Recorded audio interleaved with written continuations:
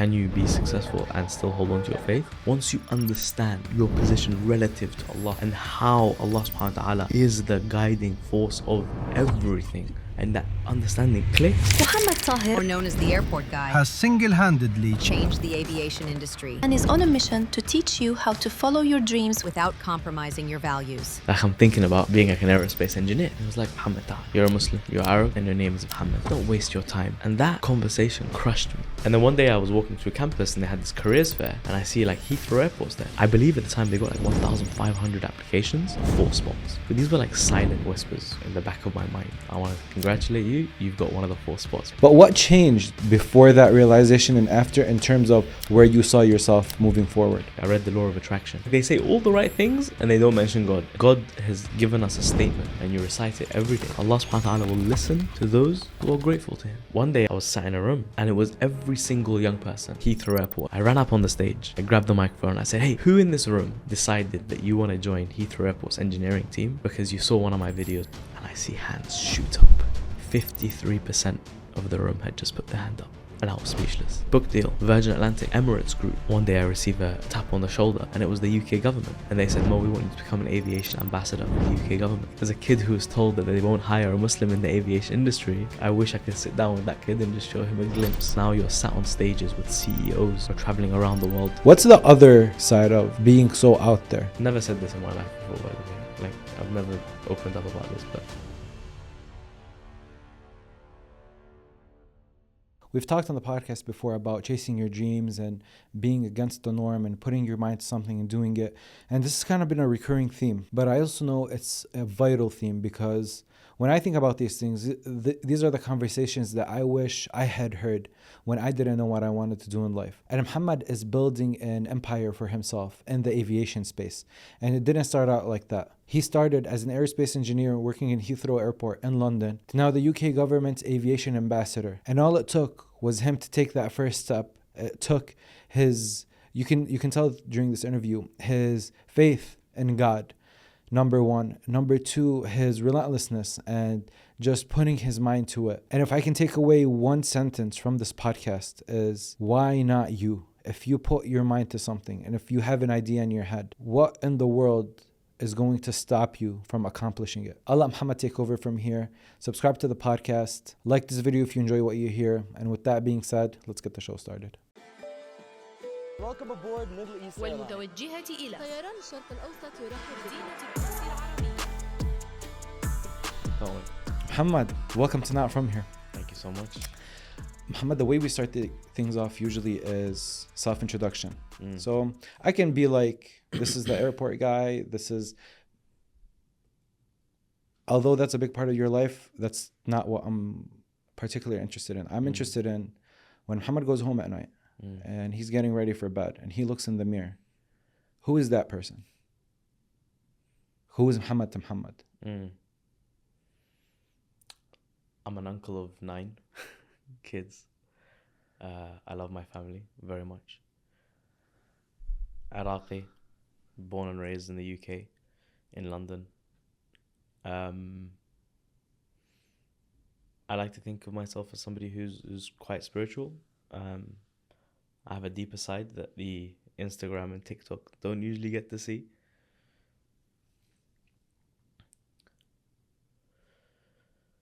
Yeah, and I'm somebody who looks in the mirror and realizes that everything that's happened in my life is like just a blessing from Allah subhanahu wa ta'ala, and actually it's never really me.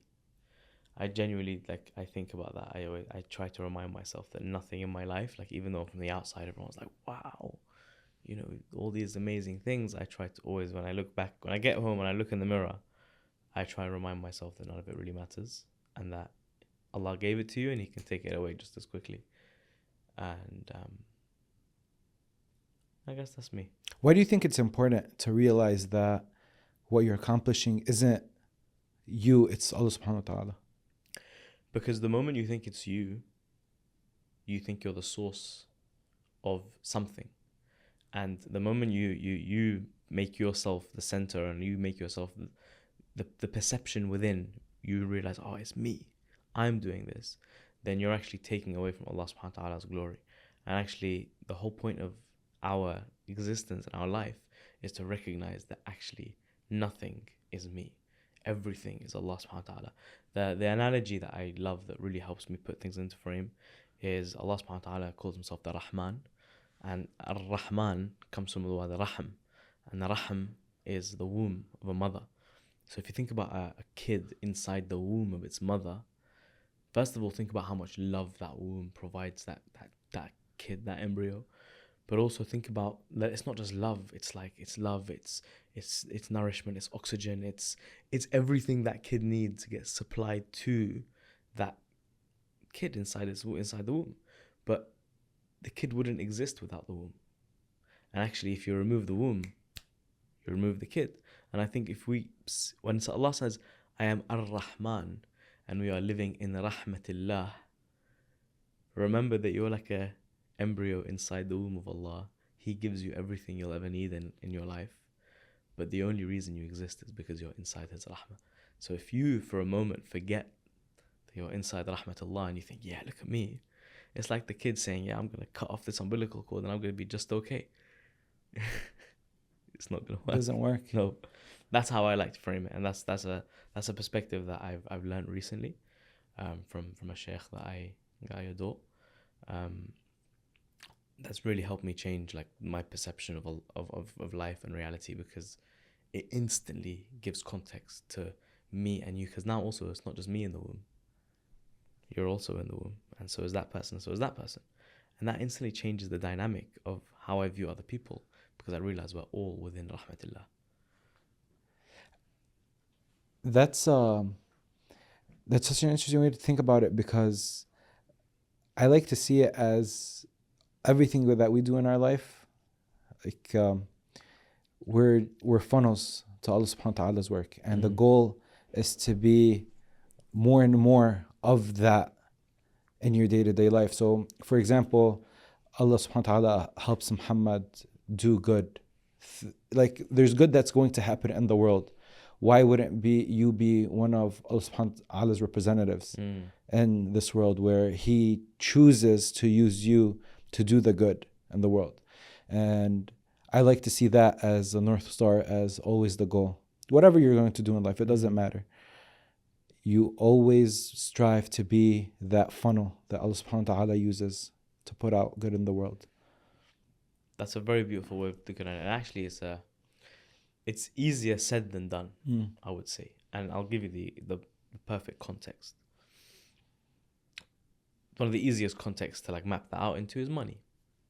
If you see yourself as a funnel of money, then the money should come in and it should come out. And the funnel is never designed to hold anything. A funnel is only designed to like let things out. But like think of it like a stream, like a river, right? You can have like a part of the river, and like this is your land, okay? But if I build a dam at the end of my patch and I start to hold it and I like drip feed it out, there's a hadith from Imam Ali that says like no one person got rich without another person getting poor. It's like the money distribution was never meant to be like, I'm going to hold on to my patch. So that funnel analogy is spot on, and it applies to many different domains. But like think about how many people want to accumulate wealth. But like the act of accumulation is like going, and like I'm telling myself this first before I'm telling anyone else, right? It's a reminder to me before it's a reminder to anyone.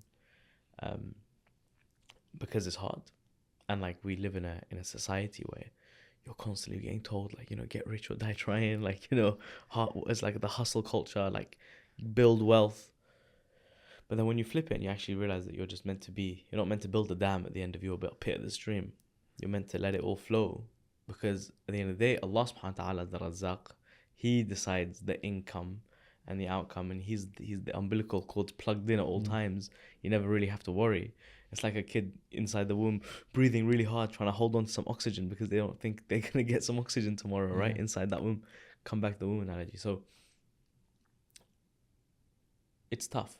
Do you think a lot of people don't understand this concept of Allah subhanahu wa ta'ala as the main supplier? Like the Rahman analogy you gave, I think it's the first time I listened to it in this detail, the way you explained it.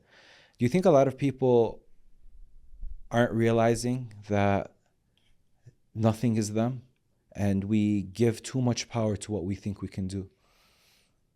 You know what I think happens also when you do that? Not only is it that I think more people than not, see themselves as like the center of their action, and they think that they need to do this and they need to do that. I think that also becomes the source of pain and suffering, is the I need to do this and I need to do that. And when the world's pressures load up on your shoulders and you think that you have to solve everything and it's all on you, and you forget that Allah subhanahu wa ta'ala is the ultimate. Like, he's just, everything's so easy for him. When you forget that, I think actually that's when pain comes from. That's actually where there's so many people who are struggling in this world. Part of that struggle is, I need to do this and I need to do that, and it's a never-ending cycle, because you can try and do all of these things, and sometimes you end up like not even back at zero, but like in the minus. But then when you let go and you're like, you know, Allah, I'm gonna try my best and I'll leave the rest to you, you suddenly realize you're way further than you would have been had you tried to like do it all yourself. But there's so much peace that comes from remembering that actually none of it is all in your hands. Quick story, 2 days ago I was in Toronto, and I walked into the hotel lobby. It was like 1 a.m. and I'd just come back from a walk. I just landed, jet lag, you know. And then I walk in, and there was this like woman. She was like on her laptop at 1 a.m. Like, and I could tell on her face she was so distressed. I was like, what's going on? And she like explained to me, like, for the past 12 months she's had all these problems and lawyers and lawsuits and this and that, and at one point she was telling me, she just burst out into tears, and she just said, I'm under so much pressure. Like, I feel like I'm under so much pressure and I can't deal with this stuff anymore. And I took a step back and I just asked, do you believe in God? She said, yeah. I said, then just hand it over to him. She looked at me, she's like, I need to fix this. I was like, even if you fix it, who let you fix it? Like, who's going to be the enabler for this to be fixed? And it was a reminder to myself more than anything. But like, I could see, like, you know, in أَمَا بِذِكْرِ اللَّهِ تَطْمَئِنَّ الْقُلُوبِ, like, surely with the remembrance of Allah subhanahu wa ta'ala, you have like a sense of peace that comes. And I really do think that's because when you zoom out and you realize that you can't change the world unless Allah subhanahu wa ta'ala wants you to, because you are just a funnel and a means for that, it comes with a real sense of peace that it provides in that journey. And I think that's something that more people need to remember. But again, it's a reminder for myself before anyone. Yeah, it's good to say these things out loud. So, and even these interactions with these people, you're always reminded. And I think the balancing act to that as well is there is still work that you have to do. God is not going to funnel into someone that refuses to work on themselves. And I think I need to do this also comes with the world is doing this to me. You know, it's kind of a victim mentality that we impose on ourselves a lot of the times, without realizing that if you genuinely do the work and you're working on yourself, the chances of this funnel going through you becomes a little higher, especially if the intentions are pure as well. And I think that's what a lot of people stop at, as I'll just say I want these things, but not actually do the work for them, you know. And I think it's this, believing that if I do my best, Allah subhanahu wa ta'ala will give me what I'm asking for, and at the same time realizing that it's all in his hands. So yeah, it's like there's two stages, and this is something I talked to the Sheikh a lot about, Sheikh Shamali, Jawad Shamali, in case anyone wants to like do a deep dive. But let's say you're like, you know what, I'm gonna do it. I'm gonna wake up at 5 a.m. I'm gonna grind. I'm gonna hustle. I'm gonna do this. Who put that thought in your mind? Who even made you think that? Right? You want to get close to Allah. Who made you want to get closer to Allah? Like, you can peel back the layers until you realize that the start of the journey for a lot of people is a silent moment of prayer, where you look up at the sky and you say, Ya Allah, just do as you wish with my life. And you kind of hand it over truly, not like words, but like at your core level, you just say, Ya Allah, I ain't in charge of any of this stuff. You're in charge. And my life, this 50, 60, 70 years that I've got on here, use it. Take it, use it. And I know from my own life that there were those pivotal moments where that happened. And then everything else just works. Like everything else just follows. And it's not all sunshine and rainbows beyond that point. It's hardship. But it's like he gives you the strength to deal with that hardship. He helps you through those moments. But it starts off before even an intention, but it starts off with like a realization that nothing is in your control. It's not a sit down, write an intention. Like my intention for my life is, it's an understanding. Once you understand your position relative to Allah subhanahu wa ta'ala and how Allah subhanahu wa ta'ala is the guiding force of everything, all of us, everything, once that perspective is shifted in your mind and that understanding clicks, it's like everything works from there. Everything. What were your earliest signs that you had this curiosity? You thought that there's something more here for you personally?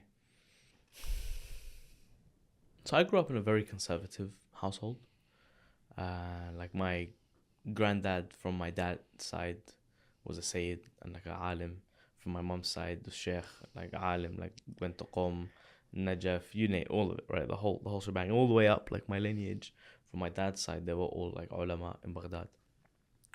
And then like my dad left Iraq, went to London, I grew up in London, born in London, and I always wondered. I used to ask my dad, I'm like, Baba, like how come like all of our lineage are like ulama, and then there's just me living in London, like gonna go get a degree and get a job? Like there was always this unrest, this weird feeling that there's something's not right here.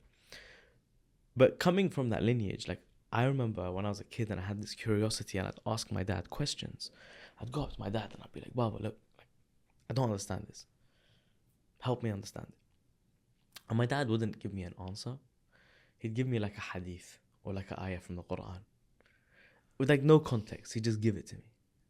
And I'm just like, this doesn't make sense. What like, am I supposed to do with this? What am I supposed to do with this? Like, explain it to me. But he wouldn't. He would just give it to me. Like, he'd just give me the one verse. And the compound effect of that is I got more and more frustrated because I just didn't understand what he was saying, what he was talking about.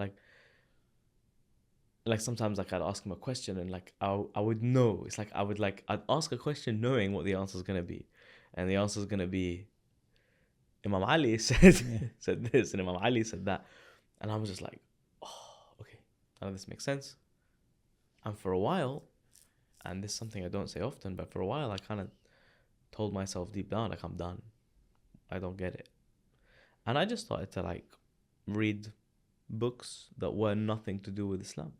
And I remember like once I was at uni and I was sitting in a room full of like a guy. I used to play American football, believe it or not, even though I was in London? I was a DB, right? So I remember I was sat in the room and there was all these guys that were playing American football, and one of the guys started explaining stuff about like the universe, energy, how like the law of attraction works, and how like there's this deeper realm to the reality and how it's all interconnected and this. And I'm listening to him and I'm like, damn, this sounds really, really interesting. It's like no mention of God, 100% secular, just universe and vibes, yeah. But I'm like, this sounds really appealing, really interesting. So I go up to him, I'm like, bro, where did you learn this stuff? And he tells me there's a book. It's called The Yusa Guide to Balance. Yusa Guide to YUSA Guide to Balance. You look at the front page, it's a guy meditating with like his chakras getting unlocked. Yeah. Standard hippie stuff. So I'm like, bingo. And it says like mind, body, and soul. I'm like, I'm in. This is what I'm seeking. So I buy this book, comes home the next day.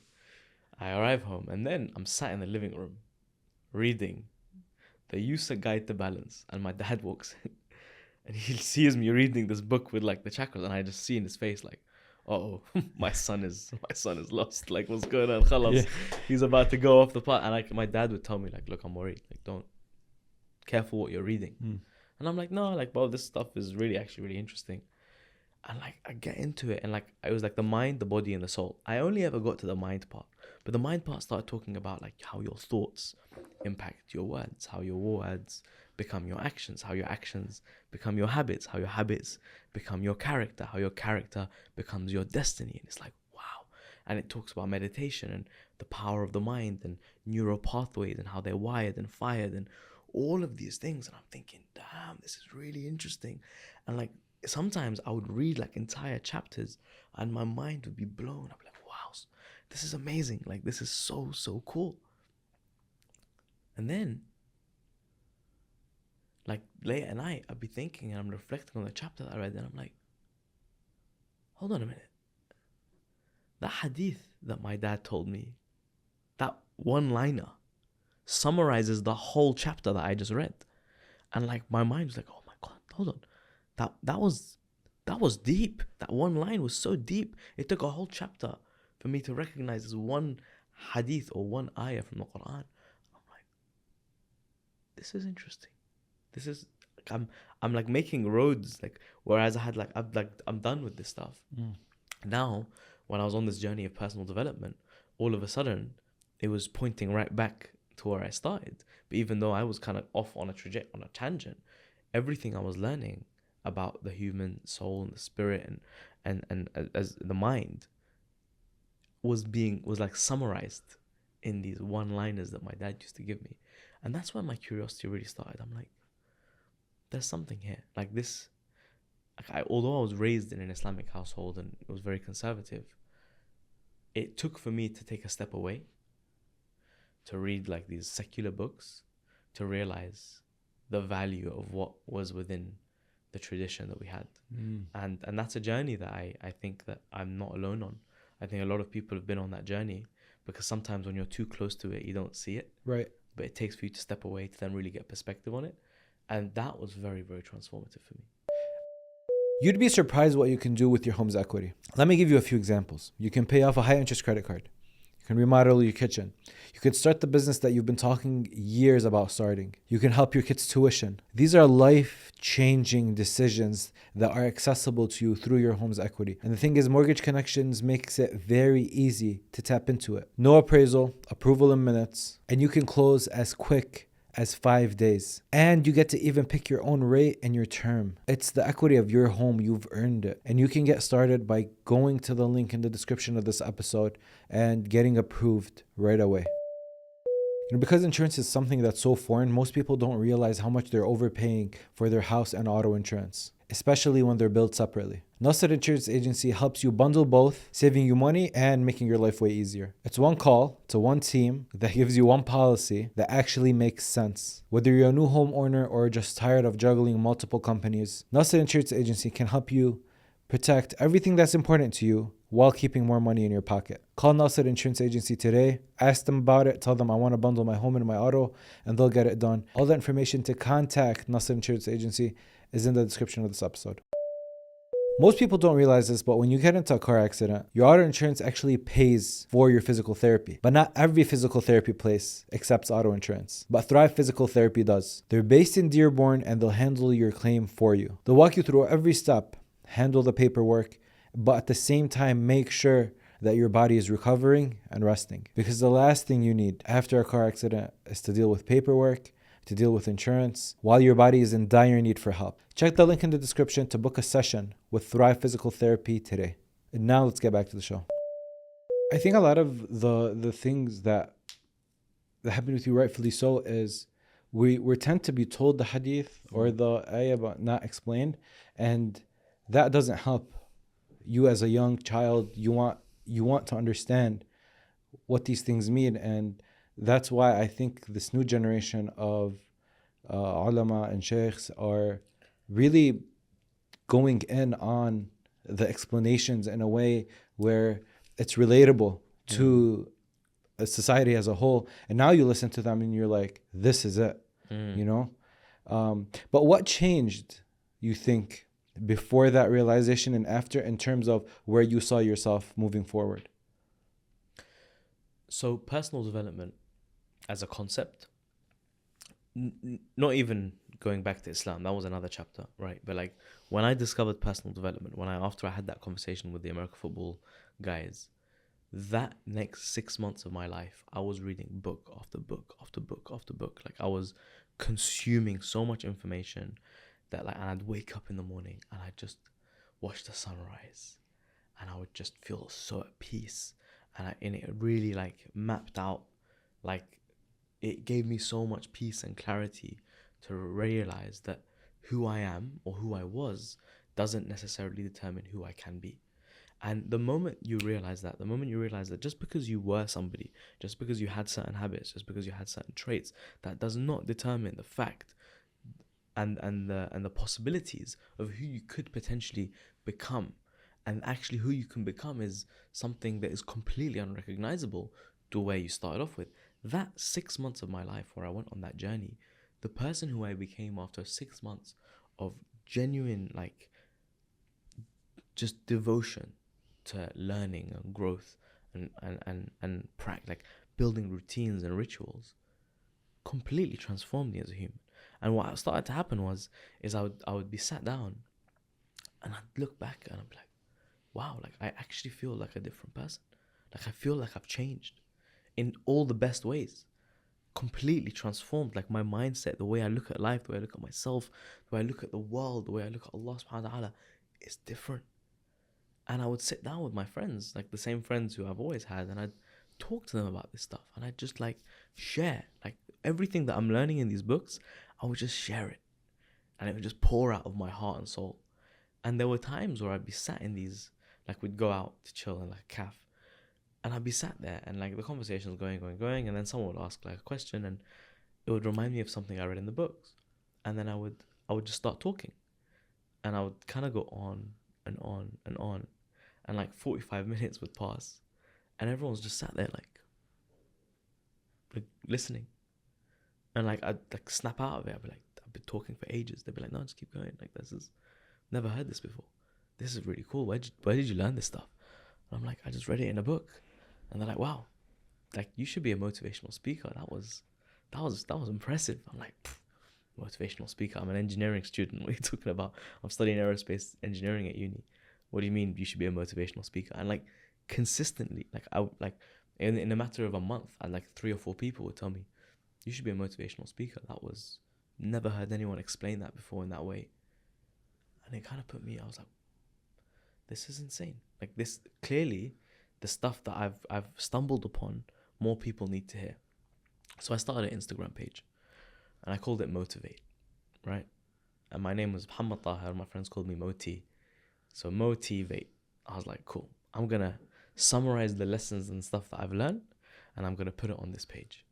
And I remember I went on like, I think it was Canva or like some version of Canva from like 2017. And I would create these like pictures of like quotes that really, like, for me, I was doing what my dad did. I'd take the quote and I'd just put one quote, no context, you know? I remember like I uploaded 1, I uploaded 2, I uploaded 3 quotes, and I completely lost momentum like after 3 posts, and the page just died like a sudden death. And it kind of just sat there. I had this page, this Instagram page for all these motivational quotes, and believe it or not, I lost motivation, right? Yeah. And it just died. But having that page then set me up. It's like, you know, when you throw the ball and you're about to hit it, it's like that was me throwing the ball, because at some point another conversation triggered me to come back to it, rehash it and return it into something very different, the page that you see today. But had I not started that journey, because initially for me, all I wanted to do was that path that I had been on made me realize that lies so much more to this life. And actually, it's worth sharing. There's a quote that says, the zakatul rizq, no, zakatul ilmi infaqo, which means like the zakah of ilm, the tax on knowledge, is to pass it on. So I had discovered something, I had discovered an insight, a bit of perspective, and I felt like it was my duty to share it. Hence I set up the page, and that page has subsequently completely changed my life. If you were on this the self-development path. Mm. Did that have any effect on you choosing aerospace engineering as your path? Because we're talking a little bit before, even your field of engineering Yeah. is kind of different than your typical Mm. field of civil, electrical, mechanical engineering. This is very, very different. So did that have anything to do with it? I discovered personal development when I was the age of 20, 21. So I was Okay. already at uni studying aerospace engineering at the time. But where my journey started when it came to like choosing aerospace engineering, when I was younger, much like yourself, I wanted to be a pilot, right? Like I think every kid like wants to be a pilot. And I remember I had this dream, and like my brother-in-law sat me down. He's like, "You want to be a pilot?" I'm like, "Yeah."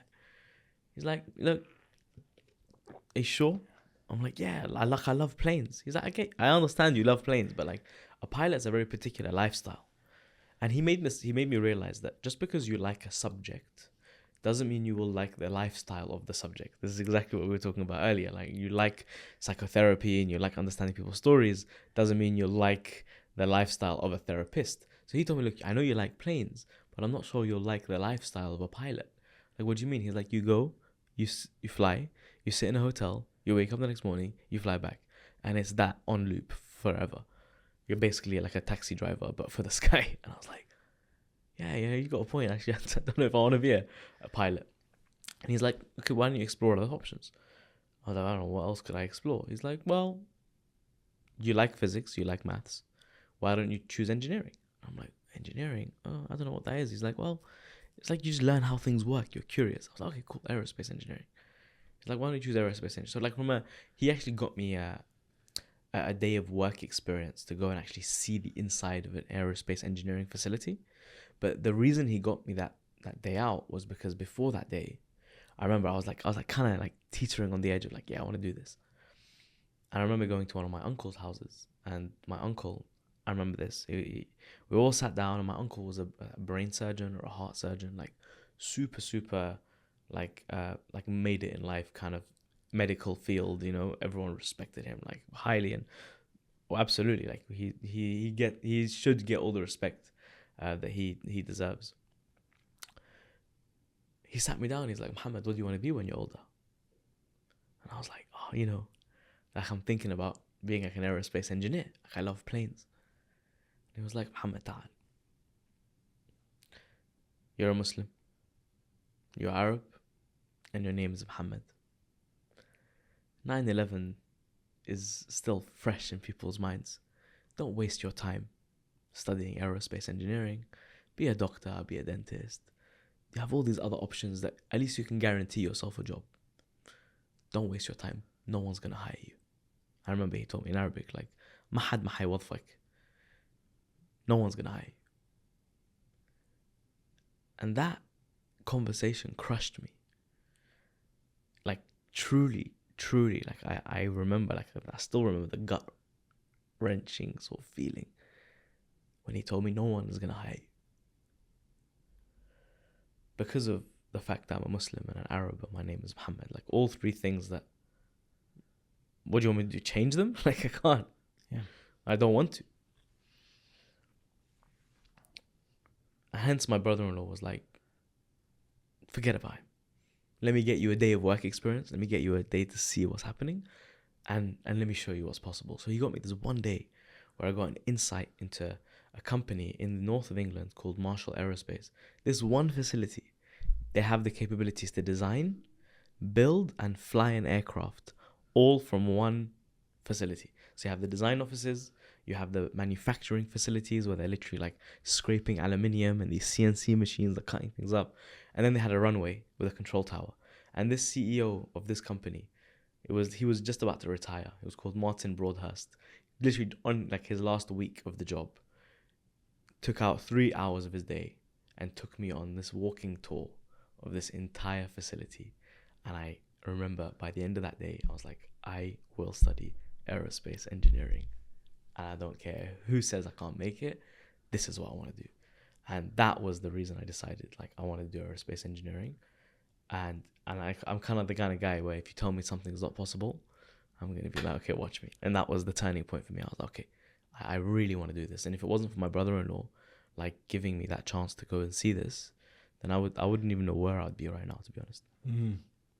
And then aerospace engineering turned into also this transitional period, if anything.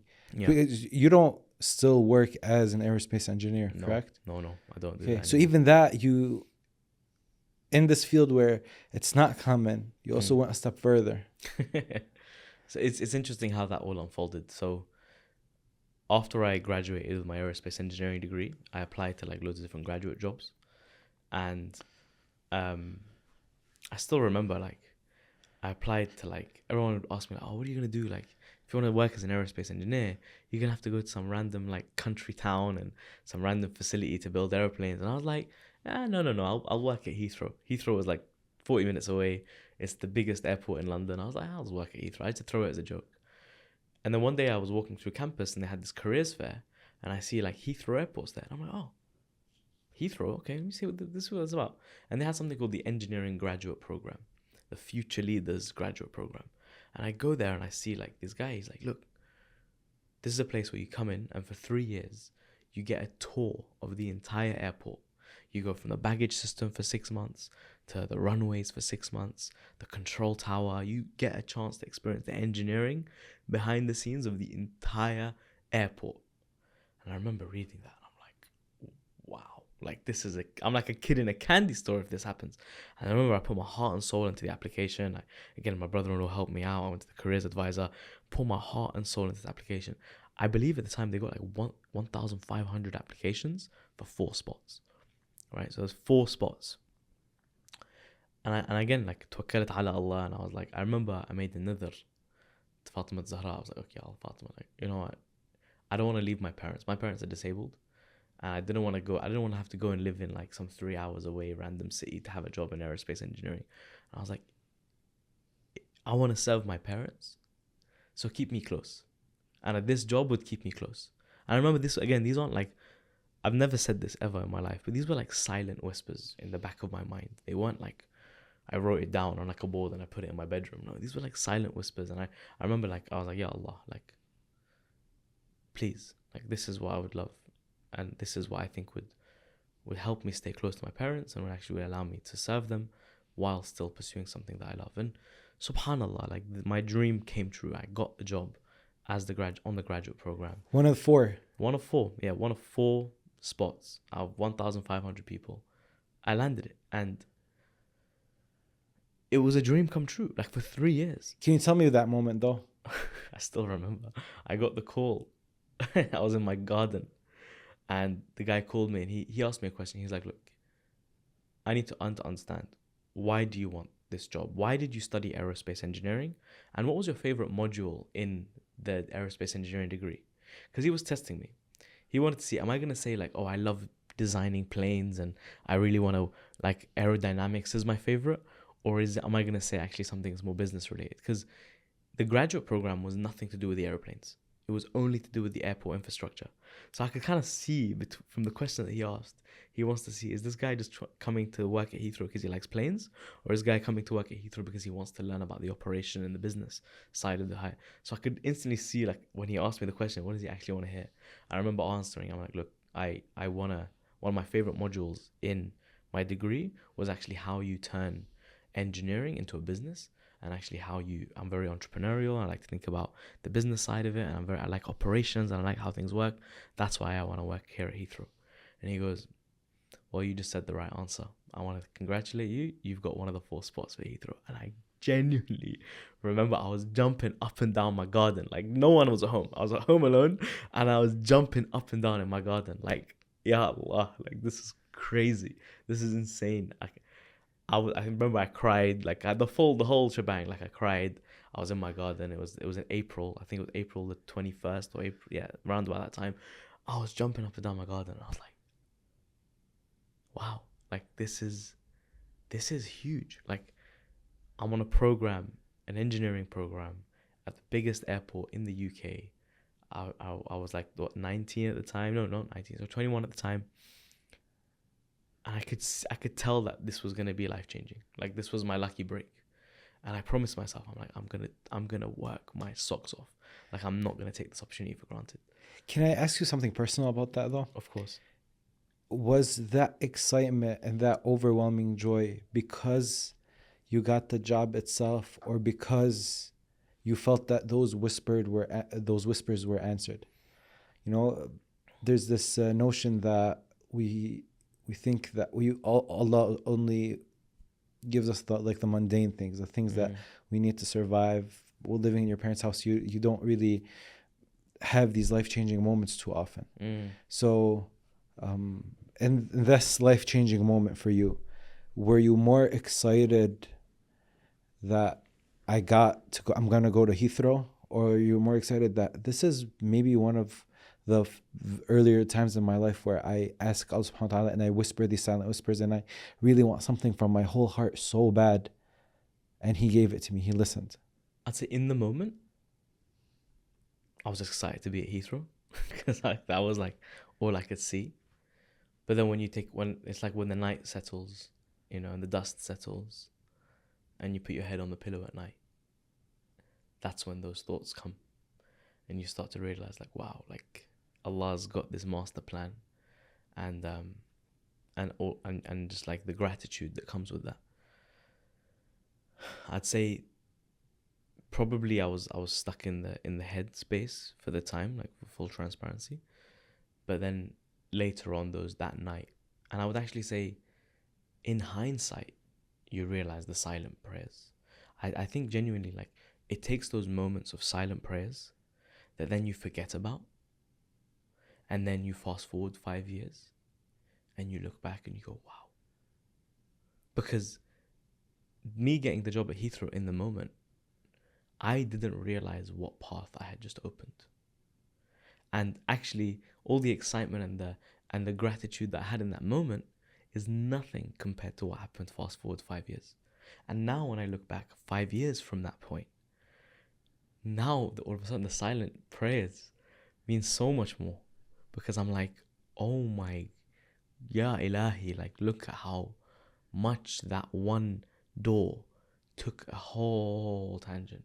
And I really, really think that the silent prayers don't show themselves in short periods of time. It takes decades, sometimes, decades, maybe centuries. Like Imam Hussein's silent prayer, إذ كان هذا يرضيك خذ حتى ترضى, right? If this is what makes you happy, if this is what gives you rida, then take until you want.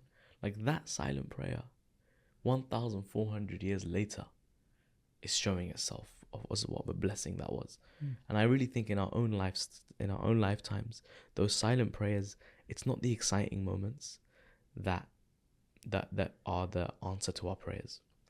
It's the fast forward 10 years and look back and see how Allah subhanahu wa ta'ala has shaped your life through those moments that really just creates this internal feeling of peace and gratitude and surrender, where you go, Allah, if you've taken me this far, then You do the yeah. take it away. Yeah. You know, I ask you that because that moment for me, this jumping up and down moment, and the silent prayers moment, was me trying to convince my mom for me to move to America, because she was super against it, and she was like, "There's no way in the world you're gonna go," and I really wanted it, and I knew that was the future for me at 19, wanting to do this. And I remember when we booked the ticket and it was done, for the first time maybe in my life, I realized that, man, if you ask God for things, He'll give you them, especially in like the burn in your heart to be at Heathrow, to really wanting it, pouring everything you have into it. Like you just said, it makes you realize that Allah subhanahu wa ta'ala has a plan, and all you have to do is keep talking to Him and keep letting Him know what you want, and He'll give you what He knows you need in a way, right? And I think this is a lot of the things that we don't realize is this communication, this line of communication that you keep with Allah subhanahu wa ta'ala is what's really going to get you to where you want to be. There's one line in our salah that I don't think we think enough about. So when you're in ruku', what do you say? Subhana rabbiyal azim wa bihamdih. Then you get up and you say what? Sami Allah liman hamidah. سمع الله لمن حمده. What does that translate to? God listens to the ones who is grateful to him. Like, think about that. Like, God has like given us a statement, a true statement. He keeps telling you, this statement is true. And you recite it every day, many, many times. That Allah subhanahu wa ta'ala will listen to those who are grateful to him. So firstly, number one is like, be grateful for what you have. Number two, once you're grateful for what you have, the feedback loop is that I'll listen to you. And it's the same with, so you have Sami Allahu liman hamidah is one. You have another ayah in the Quran which is about gratitude, which is, slipped my mind. There's one that's on top of my head. Go for it. لتشكرن لأزيدنكم. Perfect. Thank you. That's the one that slipped my mind.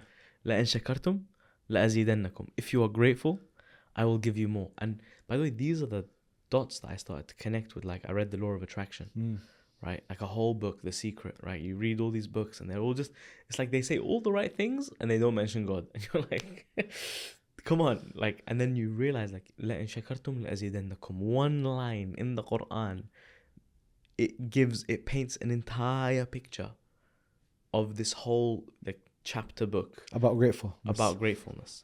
And it summarizes it in one line. لَإِن شَكَرْتُمْ لَأَزِيدَنَّكُمْ سَمِعَ اللَّهُ لِمَنْ حَمِدَ. What I love about it is that those sentences remind you of the source. And they make sure you know that the source is not you.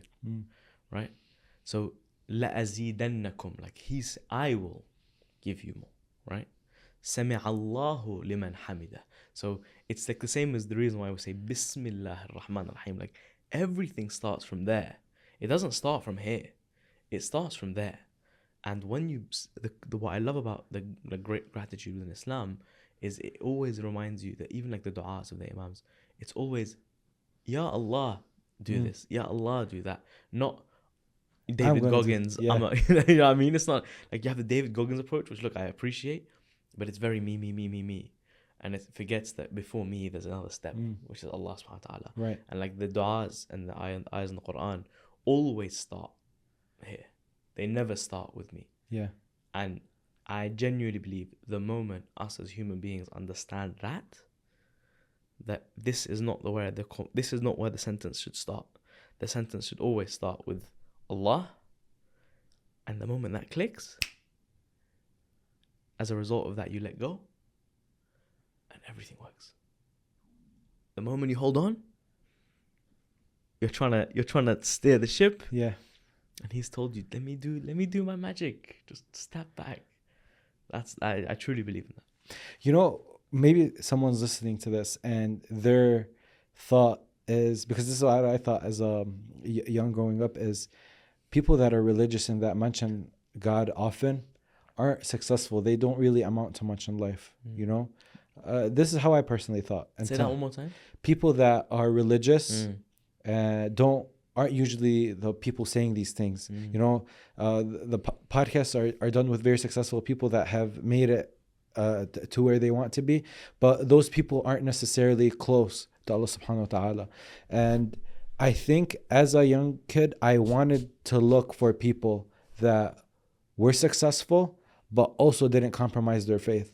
And I think during this conversation right now it's very evident that faith is such a pillar in the way that you're moving about your life, whether it was your self-development, to your wanting that career move, and how much faith was a very central part of it even until now. And I think that's the norm that we should break, is for our younger generation, is that who said that you have to compromise your faith to get to where you want to be? Allah subhanahu wa ta'ala never told us that he won't give us what we want. If you really want something, if you're really working for it, ask God subhanahu wa ta'ala, and he will get you there, you know? And I just want to see if you had any of those experiences with thinking that there is no successful future if I don't compromise my faith in the process.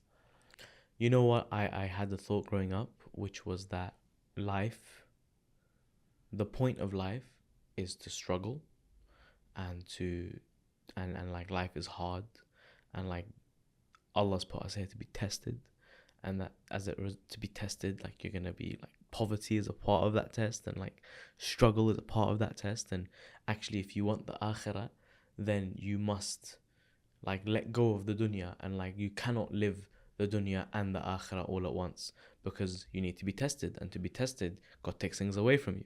Like when I was growing up, there was a period where I thought that was truth, and I remember I had a conversation with one of my friends, and this was like a long conversation, and he comes from a very wealthy background, very very wealthy background, like his fathers and his uncles, like mashallah, they all done very very well for themselves, and he flicked the switch in my mind, and he reminded me, he's like, why do you think tests have to come in the form of poverty? Money is a test. Too much money is a test. Allah wants to see what you're going to react with all that money and all that success and all that fame, and what, like, you can live a very, from outside looking in, a very lavish life, but at the heart of it, that is still God's test for you. And that's when the script was changed in my mind, because I had gone through a very long period of time where I thought, there's no way you can get the akhirah and live a lavish life in now, because you must be tested. But that conversation made me realize tests come in all shapes and all sizes. Prophet Sulaiman, had the whole world at his fingertips. Yeah, he was a prophet. His test was very difficult because he had so much power. So it's very difficult to be so successful and then also hold on to your faith. But they're both hard, but just in different ways, right? So they are both hard in different ways. Coming back to your question of like, okay, can you be successful and still hold on to your faith? I don't think we're here in this world just to like be mediocre. Exactly. Took the words right out of my mouth. I look around and I see, like, I've sat down with Richard Branson on a flight for 7 hours from London to New York on a Boeing 787 exclusive. It was just CEOs, Richard Branson. I was on there and I was having a chat with him. You know what I realized after you speak to people who've achieved like the most success ever? You know what I realized? What? He's just a normal guy. Nothing. Genuinely, he's just another bloke. And I was like, hold on, if he could do it, if you can achieve all this, then why not? Why can't we do it? Allah's given us a brain, He's given us opportunities, He's given us access to the internet. At the time, I was 26 years old, and I was sat on the same flight as him, and I'm thinking, okay, here he is, and I'm 26. I got my whole life ahead of me. If I've reached this so far, then who knows what I can achieve? And I started to think to myself, no, there's no limit in this world as to what you are able to achieve at all. Nothing. There's no limit. I truly believe there's no limit. However, if you have your eyes set on that, you are putting yourself on a slippery slope, and just know that God's tests for you will be harder. So if you want to live life lavish, then the tests aren't gonna look the same as when you were, when you let's say weren't as wealthy. Your test will be money, and God wants to see what you're gonna do with that money.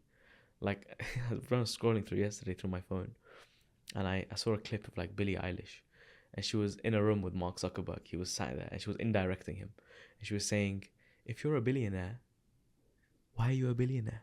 Like, the world needs help. Why accumulate all this wealth for what? And she was kind of indirecting him, and in my mind, it takes us back to the conversation about the dam. It's like we're meant to look after our river and take the water that we need and just let it keep flowing so that somebody downstream can take it. Not build a dam at the end of our patch and just accumulate a massive reservoir and then just be like, yeah, whatever, and just create a little trickle at the end. Yeah. It's just, I think, if you want to achieve success in this life, it's more than possible. Just know that the tests that Allah's going to send you are going to map out onto that environment, and they will probably be harder. If you didn't already know, I'm a huge coffee fan, and that means I'm very picky about where I drink my coffee. Especially that I like to drink it black. I tend to focus on the taste of the coffee way more than I should. I've tried countless coffee shops, and to be honest, I always come back to Detroit Perk because they taste the best and they're the most consistent. And I'm guilty to admit that not only am I hooked, but the guests are hooked too. When we're having these conversations off camera, one thing that always comes up, and it's how good the coffee is. Don't forget to try it out this week if you haven't yet. And check out their new fall menu. And my personal favorite from their fall menu is the Irish Cream Cold Brew. So check them out. The link in the description is going to redirect you to download the app so you can order your coffee on the go.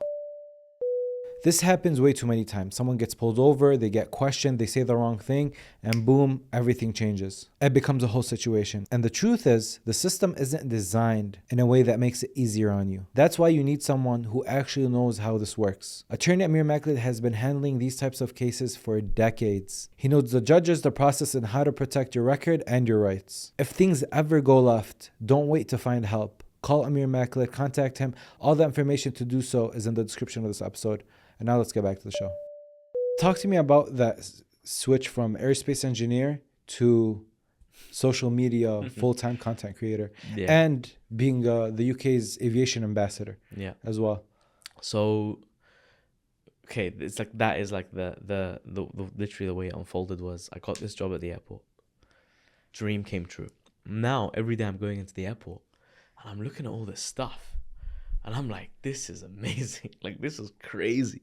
I'm learning about how this works, how the baggage system works, how the runways work, how the control tower works. And like, I'm getting shown the inner depths and the workings of like this airport.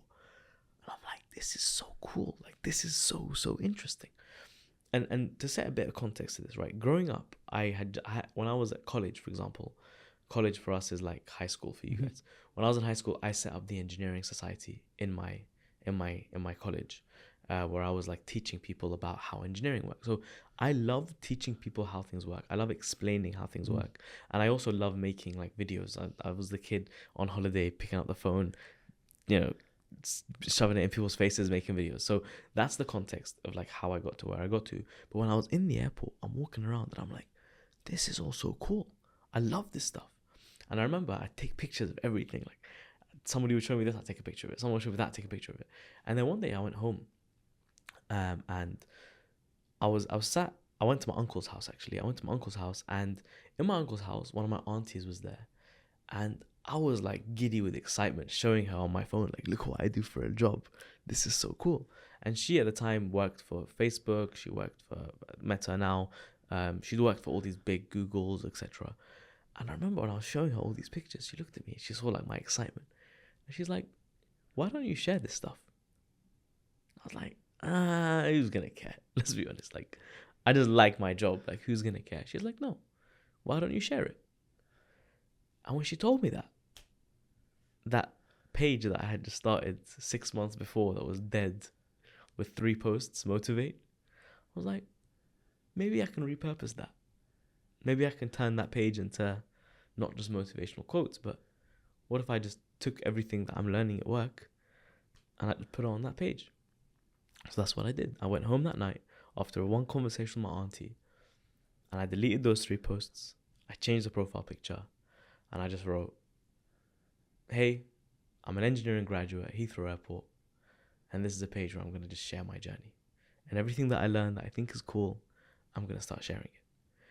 And I just started to go to work, take a picture of something, come back home, type, and hit submit and go. And I just kept doing it. I kept doing it. I remember even like there was times where like I would feel like I don't have enough time in the day to like write posts. So I'm like, okay, how can I remember all this like personal development stuff? How can I optimize my life to make this work? So I was like, okay, I'm driving to work. That's a 45-minute drive there, 45-minute drive home. When I'm driving, I can't create content. What if I sell my car? Take the train to work. It's an hour and 10 minutes to go on the train, but that hour and 10 minutes, my hands are free, and I can make posts, I can edit videos, and I can upload them. And actually, I had just read about like investing in cryptocurrency. It was a big thing at the time. So I literally sold my car, took every penny from what I sold my car, put it into cryptocurrencies, took the train to work every single day. And during that time on the train, I would sit there and I'd write these captions and I'd make these posts. And I just kept doing that. Now I manufactured my day so that I know I have an hour and 10 minutes there, hour and 10 minutes back to create content every single day. And I did every single day. I just kept uploading pictures, videos. And then I kept doing it. And like, I remember I was going from like 6 months in the baggage system to 6 months on the runway, 6 months in the control tower. So I'm always learning about different things. And my page just kept growing. And when TikTok came on the scene, this is like what, COVID time? Yes, just after 2020, COVID? 2021. Exactly. That's when I'm like, I love making videos. Why don't I actually make these like good videos to like teach people about what happens? And actually, why don't I explain on the videos what's happening? So I put my phone in my pocket, I see something work, and I just point at it and I explain. And I started putting it on TikTok, and these videos started to go viral. Like, these videos started to just blow up on the internet, and we're getting like 1 million views on this, 3 million views on that, 7 million views on this. And I'm like, hold on a minute. And the followers, they just kept growing. And at this point, I had been making Instagram content for about 3 years, right? Just under 3 years, 2.5 years. I was on like 3,000 followers. Okay. I started making TikTok videos. Within 2 weeks, I hit 10K followers. I'm like, yo, this video stuff really works. So I just went all in. I'm like, you know what? I'm going to keep making these videos. And I just kept making videos. And then my followers grew and grew. Until one day, I think like 2.5 years down the line, after I had set up a TikTok page and Instagram page, the followers kept rising. The messages were flooding in. People were like, the pages were really, really growing as a community. I remember I was sat there once and I was kind of curious. I was like, hold on, how many followers does Heathrow Airport have? So I went on like their Instagram and their TikTok page and I added up the numbers. And then I went on my pages and I added up the numbers. And I realized I had just overtaken the number of followers on the official Heathrow channels on my own. Yeah. And that's when I realized, hold on a minute, there's something here. This is something. And not only that, the numbers were just part of the story. The number of messages that I was getting from kids saying, how do I get a job in the aviation industry? How do I get a job in the aviation industry? It's so cool. So amazing. And I would wake up at like 6 in the morning and I'd just sit there sending voice notes one after the other, like this question, that question, and I'd just send out these voice notes. And like, I was pouring my heart and soul into these pages, just trying to help these kids, because I was that kid who was lost one day. And like, now I can see like these kids are like exactly like me, but like now I'm in a position to like help them. And I was doing everything I could to try and help these kids get a job in the aviation industry. And alhamdulillah, like it was just amazing. Like, I remember there was one kid called Mehdi who went to the same school that I did. And he messaged me one day. He's like, bro, the only reason I still have Instagram on my phone is because of your page. I really, really want to be an engineer at the airport because of what I've seen on your page. Can you help me do that? So I'm like, sure. Like, pick up the phone, give me your number. I call him. I'm like, look, the application's open on this day. Here's all the things that I know. Give it your best shot. One part of the process after another, 6 months down the line, he gives me a call. He's like, bro, I just got the job. And that was like the first time I was like, wow, like this kid just got the job at the airport because I helped him. And one day I was sat in a room and it was every single young person Heathrow Airport had hired over a 5-year period, right? So imagine every apprentice, every graduate, every intern, all of these young people who had joined Heathrow Airport's engineering team were sat in a single room. And it was like an event by the engineering director, and he was on stage giving it all the rah. And after he finished, he put the microphone down and he had dismissed everyone to go. I ran up on the stage, I grabbed the microphone and I said, hey, before anyone leaves, I just had a quick question. Who in this room decided that you want to join Heathrow Airport's engineering team because you saw one of my videos on TikTok or Instagram, and that's what sparked the idea and actually made you want to come work here? Put your hand up if that's you. And I asked the question. The room had like the head of airport operations there, the director of engineering there, like these C-suite executives were all in this one room. And I had like just broken all the rules to grab the mic and stand up on the stage and ask this question. But you were very confident to do that. I was like crapping myself. I could feel my knees shaking before I stood up on that stage, but I knew I had to do it. Why?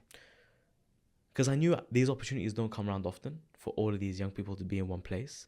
And I know I had a gut feeling that there was a lot of kids in this room who probably had seen the videos, but I was so curious to know how many of them actually joined because of one of my videos. Like, I wanted to know. But at the same time, I knew it was a massive risk, because if I ask that question and like one person or two people puts their hand up, then it's like a massive embarrassment, right? Right. So I was like, but like, I just had this gut, like, subhanAllah, like, it's Allah subhanahu wa ta'ala, like, he pushed me through the fear to go and stand on that stage and ask that question. And I said, if that's you, if one of my videos made you want to join Heathrow Airport's engineering teams, put your hand up. I remember I like swallowed like a razor, and I look out into the crowd and I see hands shoot up. And I say, okay, hold, stop. And I went 1, 2, 3, 4. I counted. And I did the maths when I sat down. 53% of the room had just put their hand up. 53% of a room full of talent said it was TikTok and Instagram videos that they saw on my page that made them want to choose a career within engineering at Heathrow Airport. And I was speechless. I was like, that's insane. Like, that is absolutely insane. But it just showed me instantly in that moment that this stuff works. Like, social media to attract talent works, and it planted that seed, and it gave me the data point to know that this stuff actually works. And then from that moment onwards, more and more cool things started to happen. So like my inbox, I'd get emails from people like, hey, Mo, we've seen your page and we want to invite you to this opportunity to speak. We want to invite you to this opportunity to speak. I got an email from a publishing agent saying, hey, Mo, we want you to write a kid's book about airports. So I got a published book deal. I got approached by another organization, Virgin Atlantic, to say, hey, Mo, there's an exclusive flight with Richard Branson to New York. We want you on that flight, the one I was referring to earlier. So the first time ever, we're going to use 100% sustainable aviation fuel. There's a special type of fuel that's never been used before to fly from London to New York on this flight. On that flight, you have Richard Branson, all the CEOs, government officials. It's never been done before, but we want you on that flight. And we're going to fly you there. How much is your rates? I'm like, rates? You want to pay me to be there? They're like, yeah, what's your rates? You've got like 500,000 followers online. How much do we have to pay you to put you on this flight? And I'm like, I can make money out of this. This is insane. Okay, hold on. Yeah, here's my rates. I sent them a number. They're like, yeah, sure. We'll add 2 like extra flight tickets as well, like that you can use anytime. Because I had lowballed myself so hard that they were like, was it really lowballed? Well, because I thought I put a good number, and then they just added 2 extra flight tickets as well. That's how I knew. I was like, yeah, I should have put a higher number. So there's that happened. That video, by the way, that I created for that campaign got more likes, more comments, more engagement than any other video that was released in that entire Virgin Atlantic campaign, barring one. There was only one video that got more engagement than my ones, and that was the video from the UK Prime Minister. It's the only guy who managed to get more engagement than I. And his comment section was just people ripping him apart, right? My comment section was a lot more wholesome. But again, these little moments were like, wow, okay, this is actually working. Book deal, Virgin Atlantic, Emirates Group. So there's a company called Donata, which is part of Emirates Group. They're like, we want to hire talent. We want you to create a social media campaign for us where you talk about what's happening on the ground and how like bags get done, how bags get put on planes, how the pushback drivers work. We want you to create like a whole series of videos teaching people about what happens in the operation because we want to hire talent.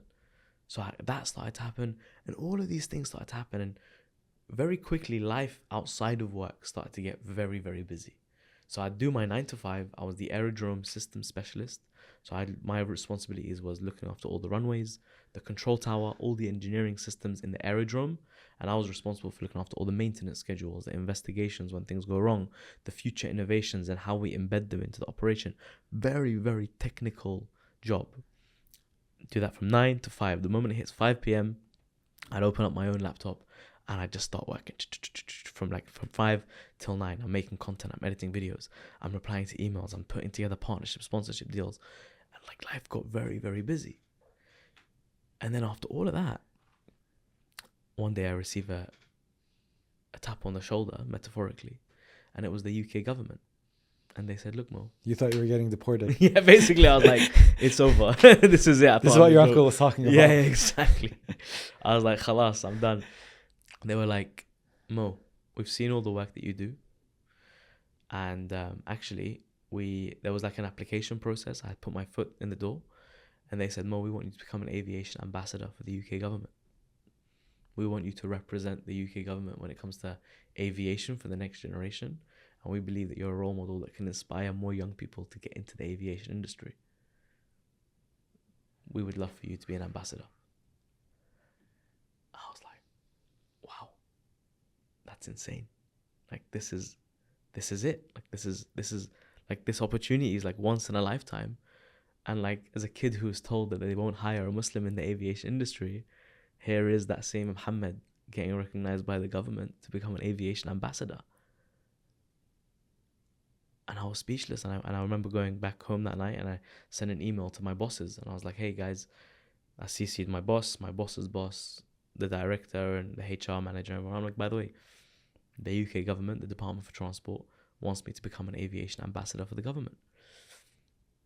It's good news. It's only like, it's a voluntary role. It's 3 hours a month on the side, like alongside my job. Like, I even done the maths. I'm like, it doesn't take up too much time. It's just a little voluntary thing on the side.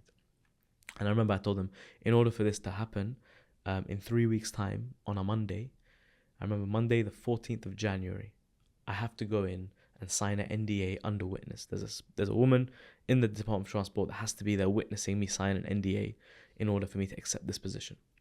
So just to let you guys know, that Monday I'm going to go in and sign this NDA. And I hear back nothing. The weeks roll by. Nothing. Speak to my manager about it. He's like, yeah, should be okay. But nothing. Don't really hear anything back.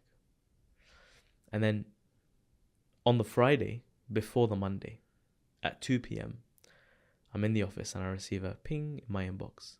And I open it, and it's my boss's boss saying, Mo, we've thought about it, but we're not going to be in support of you becoming an aviation ambassador for the government. Concentrate on your day job. In other words, you're doing too much. Get back in your lane. I remember reading it. I'm like, this is crazy. Like, what do you mean? Like, this is like a once in a lifetime opportunity. Why not?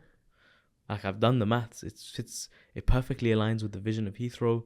It's not like there's no conflict of interest. Like, why? And I remember I was sat with my boss and I was talking about it. He was like, it's his boss that said no, right? So I typed back an email. I'm like, look, do you want me to take annual leave on Monday? Or are you going to be in support of this? Because, like, I want to do it.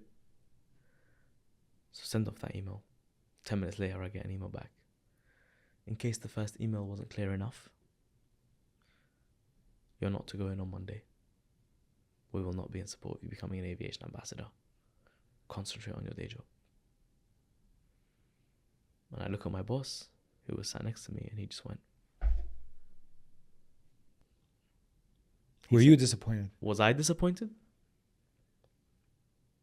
Yeah. More than disappointed. I say a little bit angry.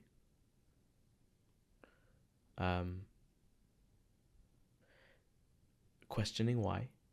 Like, I've done nothing but good things for Heathrow. Like, I've literally poured like, I'm working harder than any other person in this department. Like, the HR manager, the head of HR, the head of talent acquisition, told me point blank, Mo, over the past 5 years that you've been at Heathrow, you have done more for talent attraction for the engineering team than anyone in the history of Heathrow has ever done. You've done more to attract talent to this company than anyone has ever done. And I've done that all on my own time, using my own resources, pouring my heart and soul because I loved it. And here I was being given the opportunity of a lifetime by the government. And my bosses said no. Why do you think they said no? A multitude of things. So, you know when I told you about that trip with Richard Branson? The day I landed back in the company after that trip to New York, the energy had completely changed. The only 3 people on that flight from Heathrow Airport were the CEO, the COO, and the Senior Vice President of Sustainability, or something like that, right? And you? And me. And I was on annual leave. I wasn't there on company time. I had taken annual leave, and I told no one that I was going to be there. I just booked in a day of annual leave, and I just went. It's my work outside of work. Why is it anyone's business? The time they knew that I was going to be there was when Virgin Atlantic sent them the list of people who were going to be on the flight, and they saw my name in it, and they're like, huh? How the hell did he get on that flight? This flight was CEOs, COOs, senior vice presidents only. Like, you had to be a big shot to be on this flight. And then there was this guy from the engineering team that managed to wiggle his way into that. Like, this is something that people were dreaming of getting on this flight. And here's the interesting thing. CEO, they had to put him in the front, first class, as you'd imagine. Richard Branson, the COO, and myself were in business class, right? So, nice, comfortable. Senior Vice President of Sustainability, they stuck him in the back. And it turns out that guy was very close friends with my boss's boss. That guy didn't say hello to me the entire flight. Like, I knew him, he knew me, didn't even look twice at me. He was, at one point, he introduced himself to the person sat next to me and didn't even look at me. And like I said, the moment I landed back in the UK after this trip, the whole energy had changed. My boss's boss was one of the most supportive people ever. Like, and to this day, like, I'm grateful for him. He helped, he gave me budget to buy camera equipment. He let me set up another Instagram page to showcase, like, he was genuinely in support. He used to sit me down and say, Mo, you're pioneering the space, like, you're doing amazing things. Yet he was the same person that told me, you can't become an aviation ambassador for the government. And like I said, the energy at some point changed.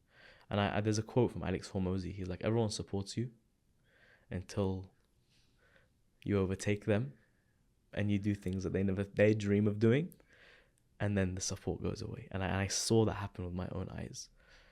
And I remember that when I got told that on the Friday, I was like, okay. So what am I gonna do here?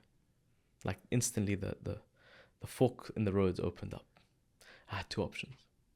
I stay in Heathrow and I be a good boy, and I come to work on the Monday and I swallow the razor and I let that guy tell me what to do, or I leave. But I knew that if I left, that's a massive risk. I don't have anything to fall back on. Like, I don't have a job to fall back on. I don't even know if the government will accept me, because they hired me as the aerodrome specialist for Heathrow Airport, right? So I emailed them. I'm like, hey, this is what's happening at work. This is the position I've been put in. They're saying I can't come in on Monday. But I want to ask you a question. If I was to leave, could I still become an aviation ambassador, but not as an engineer at Heathrow, just as the airport guy?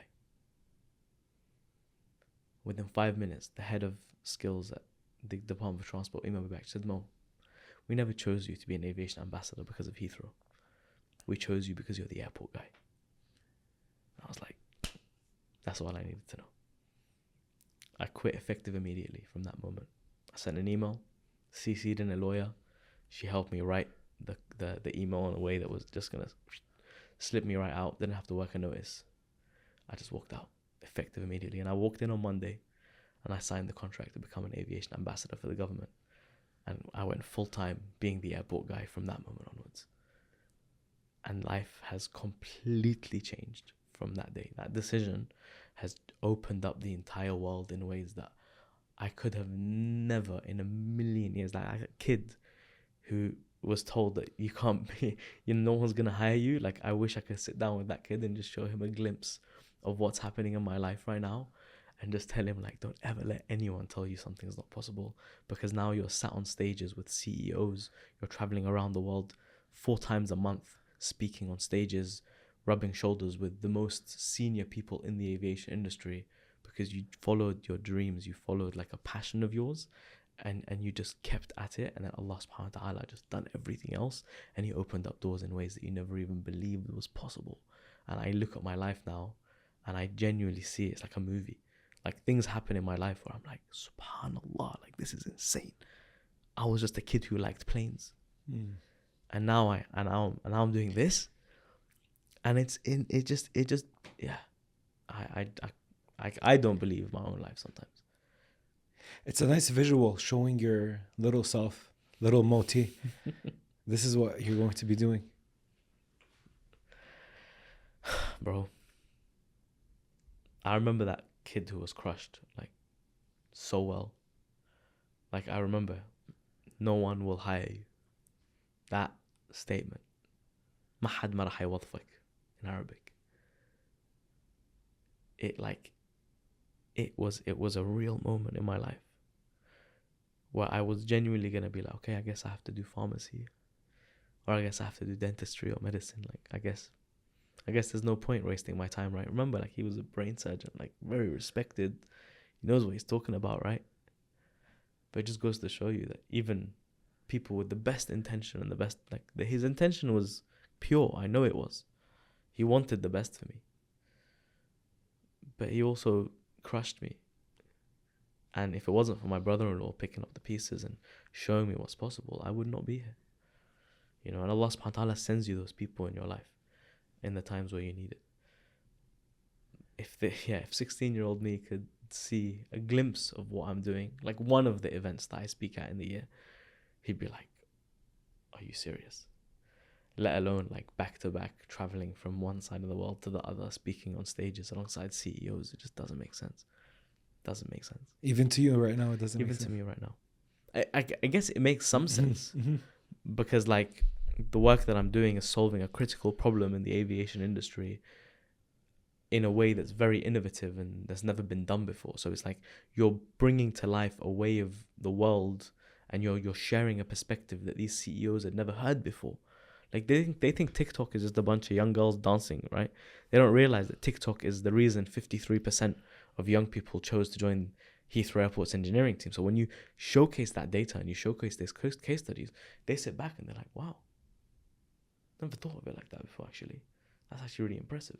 So I understand, but I always remind young people, like, I was just a kid who grew up loving planes and just like having a massive passion, like a massive nerd. And if I could do this, then why can't you do it? Like, there's no reason why you can't do what I'm doing. And I want to be able to show them that that's possible. Consistently, every time I go to these events, I'm always the youngest. Consistently, more often than not, I'm the only person who looks like me, right? Always. Does that add pressure? I love it. I love it. I love pressure. Have you seen that meme? It's like, pressure? What pressure? I have that on my table. Pressure? What pressure? Now that you know that everything is possible and that there's no limitation beyond what your mind tells you you're limited to, where are you striving to go next? What's the end goal? I was having this conversation yesterday with one of our board members. You're 29, you're very young. Yeah. You still got a long way to go. Yeah. Look, there's two things. You can optimize your life to like build an empire, and you can make that your goal, or you can optimize your life where it's just you want freedom. And over the past 2 weeks, I've spent time with two of my friends who've chosen two very separate paths. One of them has a house in the country where he has his office and he has his wife and his kid, and he optimizes his life for freedom. He works a couple of hours a day, does what he needs to do. He makes a very healthy living, and it's more than enough for him and his family to survive. And he's optimized his life for that. And he goes for walks and he does his own thing. Then I have another friend who's like grind mode, right? Hustle, build an empire, achieve everything that's possible to achieve. And I think that life comes in chapters. So for the next chapter of my life, I'm leaning more toward let's build an empire. But then build something that I know one day I'm going to pull myself out of. So I need to build it in a way where it's structured so that it doesn't rely on me, especially when it comes to building a personal brand business, like a business that's built around personal. How do I make sure I build something that doesn't rely on the airport guy full time? Actually, I have lots of airport guys and girls around the world doing their stuff, and they're solving the problem, and it's systemized and it's systematic. Because I know for myself that once I hit like 35, 36, I want to close the airport guy chapter and I want to open up a new chapter.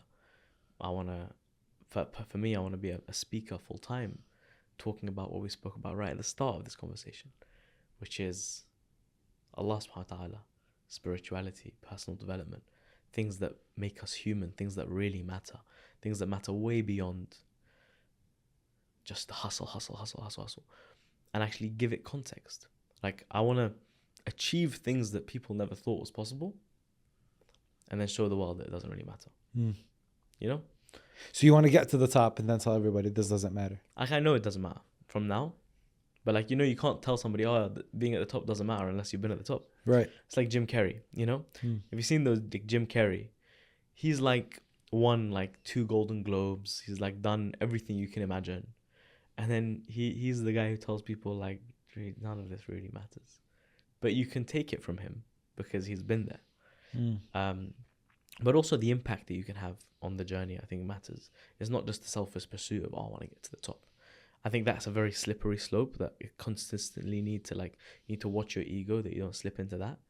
But I'll give you context as to what I mean by like the next 5 to 10 years of my life. This is what I really want to build. I know the aviation industry has a very critical problem when it comes to talent attraction. So what happens is, if you look at the global landscape, look at the data of the aviation industry, 51% of all the talent in the aviation industry is above the age of 45. So what that means is, in 10 to 15 years, what are these people going to do? Retire. So 51% of the population of the world's aviation industry is about to retire over the next 10 to 15 years. When you look at the pipeline of talent coming in compared to the amount of people leaving, there leaves a huge gap. There's not enough people joining the industry versus the amount of people leaving the industry. So this gap, this skills gap, is something that's like making the industry quiver in its boots, because they're like, how do we attract talent to our industry? I think I've figured it out. Moti. No, not necessarily me. I'm saying social media, like social media gaming. So what I'm trying to do is I'm trying to build an ecosystem where, using social media and using gaming and like Roblox, we're building like Roblox metaverses where kids play the airport environment, like, and they're like managing an airport from Roblox. And then at the end of each month, we take the top 10 kids in the game and we give them real life work experience. So we're building like talent pipelines from social media and from gaming.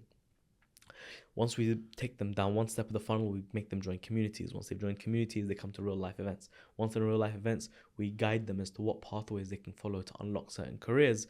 And then we can actually build the academies that can actually create that talent. And once we built the academy to create that talent, then we can actually pass it on into industry. So what you've done is you've gone from a kid playing Roblox to a talented individual joining the industry, and you've built the entire framework of how they go from scrolling on TikTok or playing a game to becoming a professional joining the industry.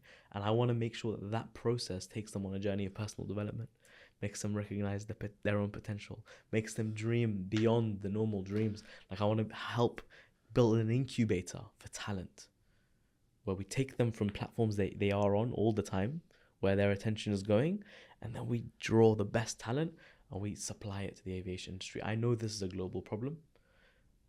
I think I've figured out a solution.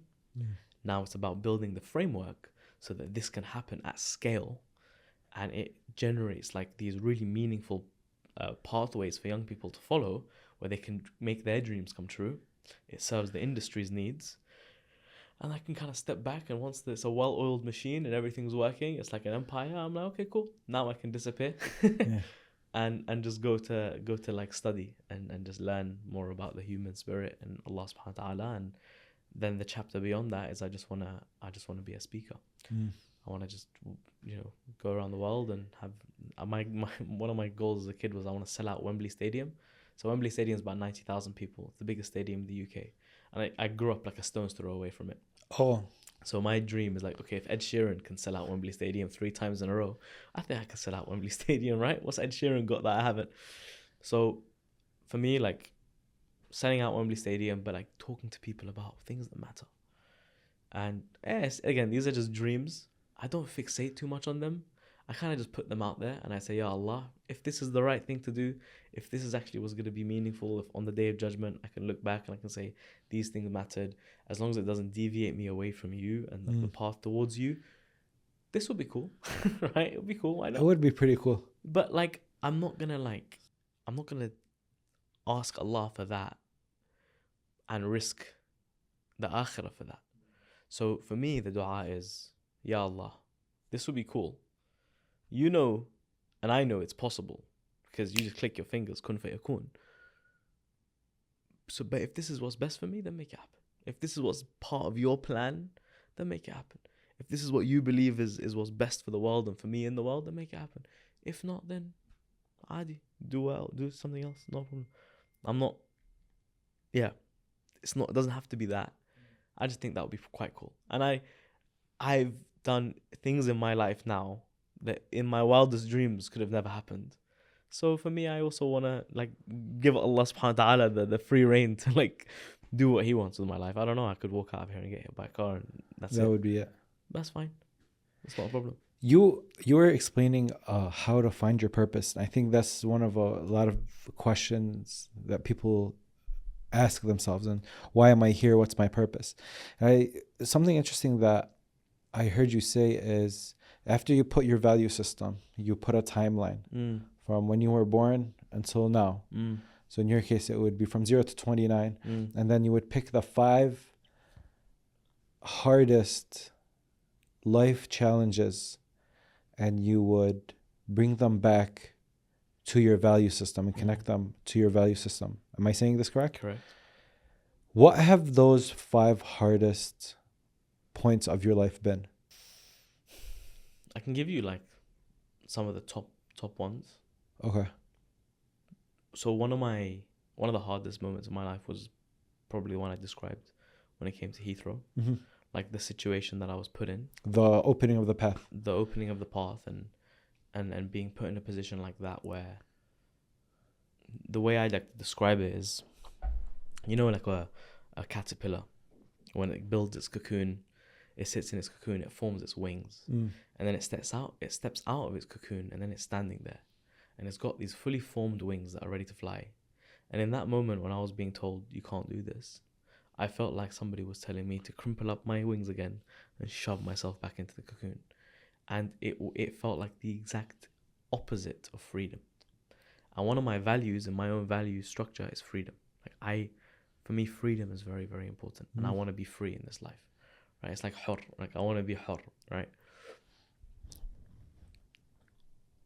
That moment was when somebody was telling me, you can't be free. I'm gonna control you. And that was a very difficult position to find myself in. But it also made the decision so much easier, right? So like, there's no way I'm compromising my freedom for somebody else. So while it was a very difficult situation, knowing that my value of freedom means so much to me, I made the choice based on that value structure in that moment.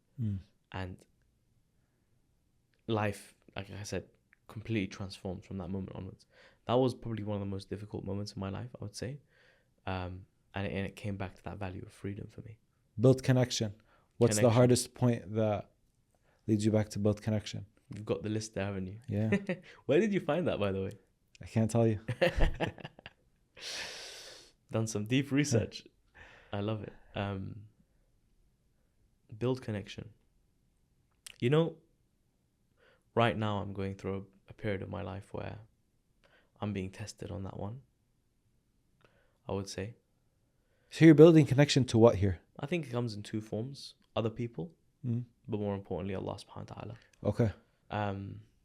I'd say both of them I'm actually struggling with at the moment. This is what life's about. Life is not always going to be sunshine and rainbows. Life hits you sometimes and it's hard. And, you know, like that connection with Allah subhanahu wa ta'ala is interesting. I don't think it needs to be built. I think it needs to be recognized. Right? So, but connection with people needs to be built. So with Allah subhanahu wa ta'ala, you're always connected.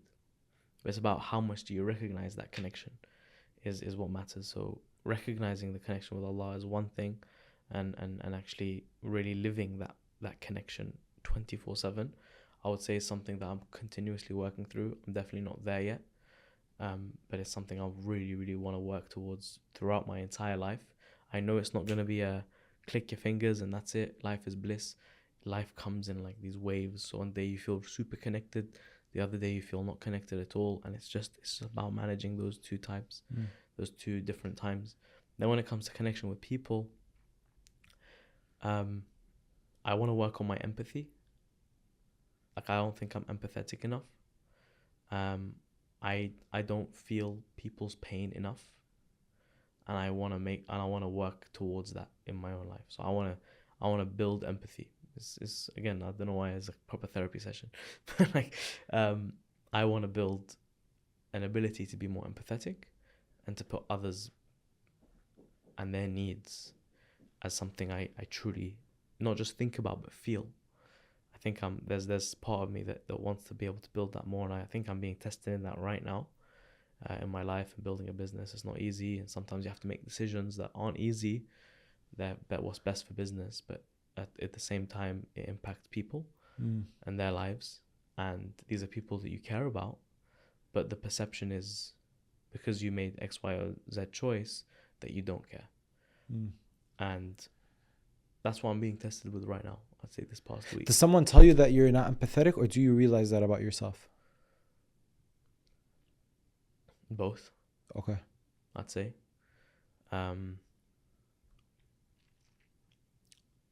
Yeah, both. Seek challenge. Seek challenge.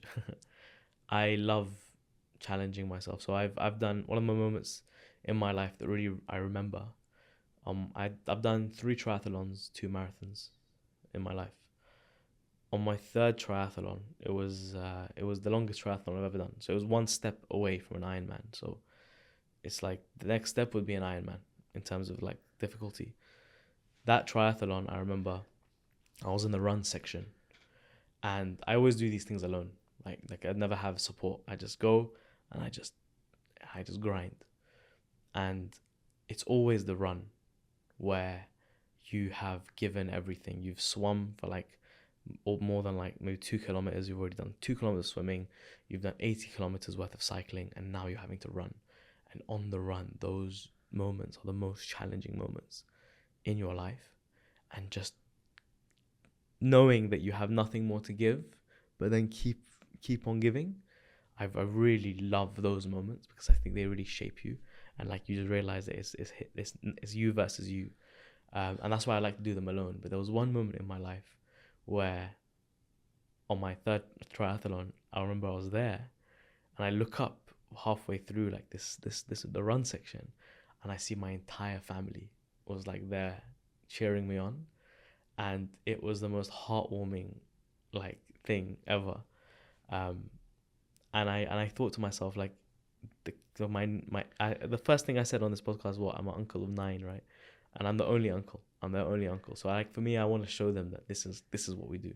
Like we seek challenge. We do things that are difficult, and inshallah that can inspire them to do that for their own life. Because I think if you seek challenge, you discover parts of your mind and your soul that you never realized were there, and that moves the needle on who you are, and you can actually become something that's very different to who you were initially. Embody gratitude. I don't cry often, but when I cry, it's usually because I'm grateful. That's like the only times in life I cry is when I'm grateful. Like the times I well up is gratitude.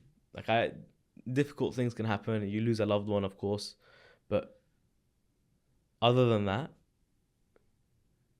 I don't cry unless I'm in so much gratitude, like that I begin to like tear up. That's usually me. What's that feeling like? Like it's just a feeling of awe. And the reason I chose the word embody gratitude is because it is like a body feeling. It's like your entire body. It is great. Like it is gratitude. Like you're living gratitude. It's not just a feeling that you sense. Like this morning I woke up, I left the house, and the first thing I did, I just like, wow, that tree is like bright red. That is so amazing. SubhanAllah. Like gratitude. Like I'm so lucky to be able to experience this tree. Like this cloud is beautiful. Like I'm so lucky to be able to experience this cloud. Like for me, that's what embodying gratitude is. It's taking the everyday little things and just really like feeling the gratitude of those moments. And I know for a fact that if you are grateful, what's the ayah in the Quran? You're getting more. Exactly. So for me, embodying gratitude tells me that if I'm going to be grateful, then Allah subhanahu wa ta'ala will give me more. And the moments in my life where that happens are the moments where I'm like crying my eyes out of just pure gratitude to Allah subhanahu wa ta'ala for everything. Become inspiration. So, this one's interesting, you know. So, I the word inspiration was a very, like, one of my values was inspiration. And then part of the exercise, you choose a word that's like a verb that you add to it to activate it. And the reason I said become inspiration is because inspiration is nice, and a lot of the time it's focused on other people. Like, I'm going to be an inspiration to others.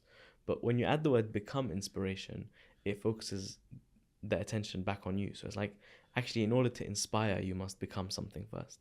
So for me, it's a reminder to, like, you're not going to be able to inspire anyone unless you focus on your journey that you're on, and you take the steps to try and be the best version of yourself actively.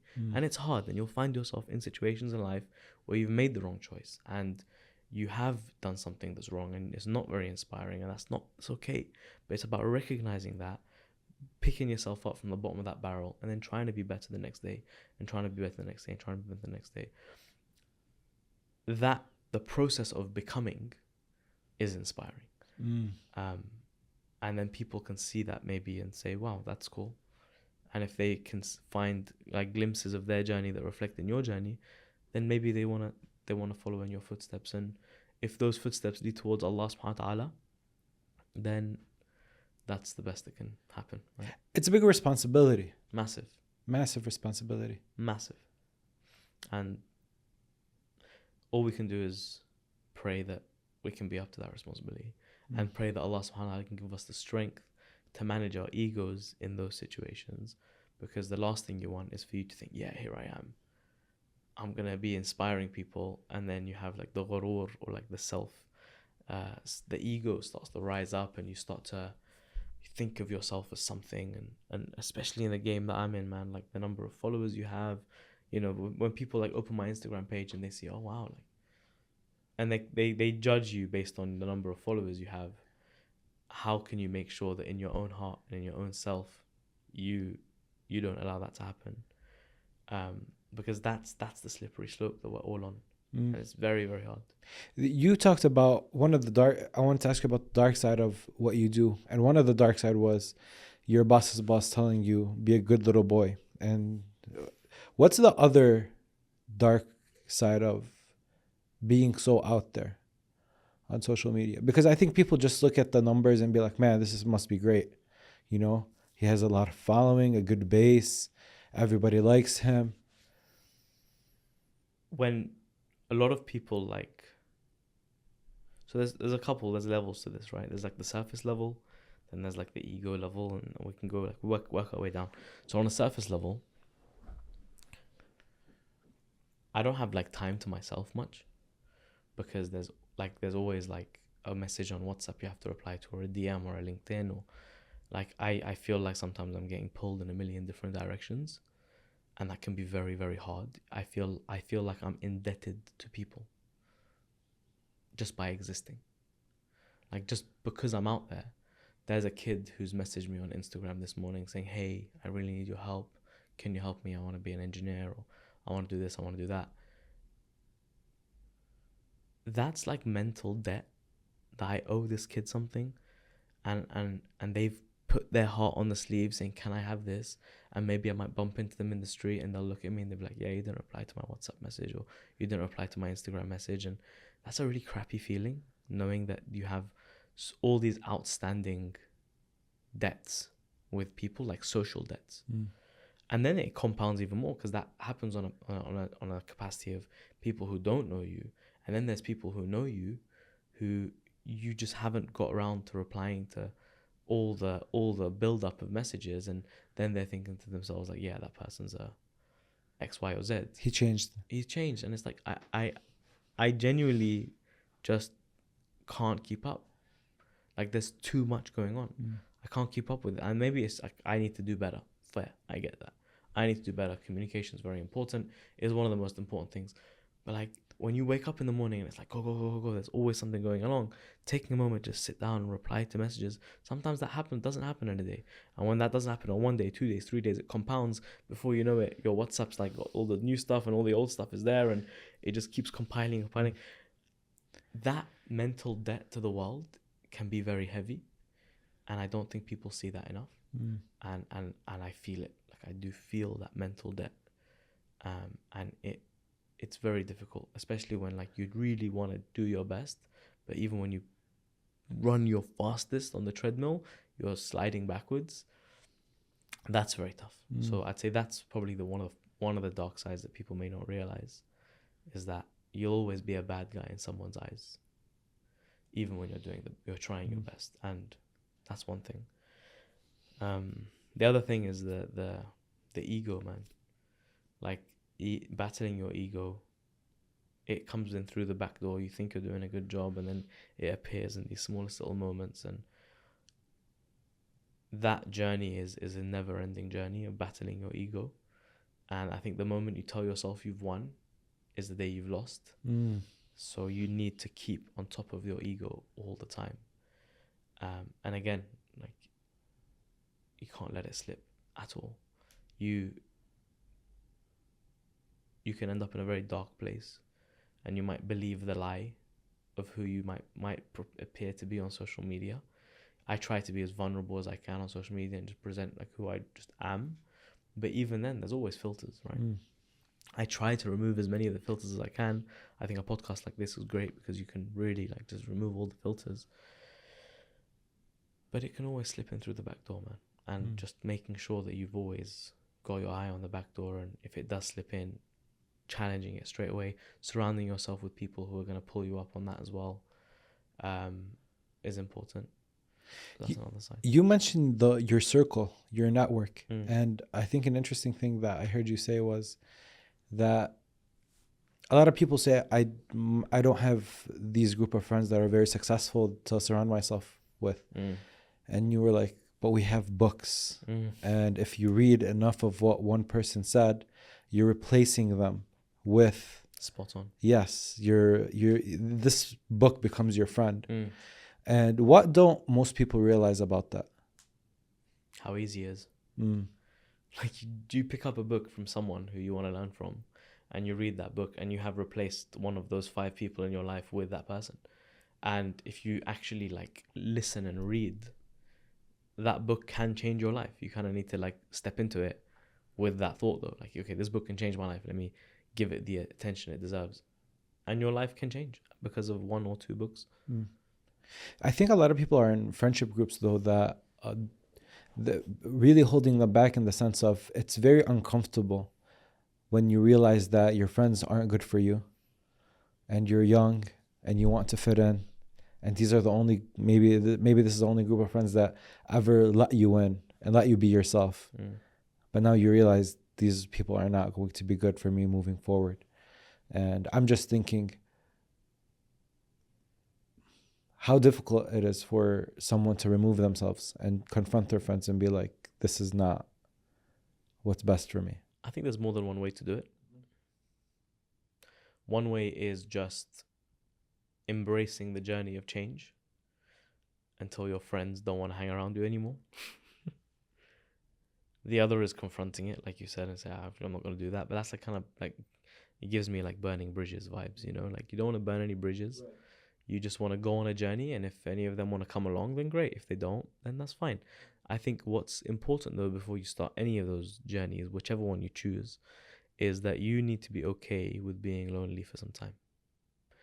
When you're going from one friendship group to this other potential friendship group that doesn't exist yet, there's that moment in between where you're on your own.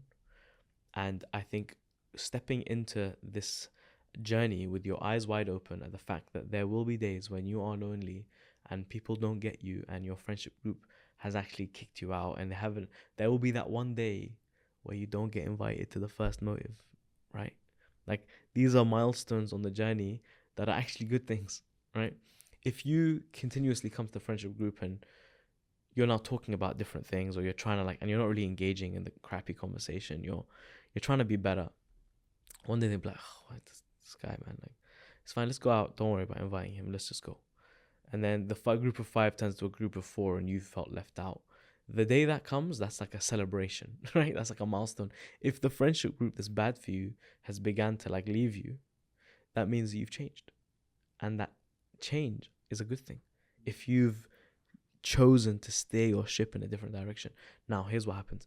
On that journey, you will get lonely. And sometimes you'll feel like you're on your own and that people don't understand you.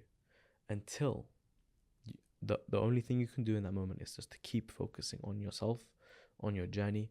Be a person that other people will want to hang around. Like other successful people will be like, I really want to hang around this guy. He's got a good mindset. He's got a good trajectory. He's going in the right direction. And then what starts to happen is then you'll find other people on your journey that align with your mindset. And then you begin to click and you begin to form new friendship groups.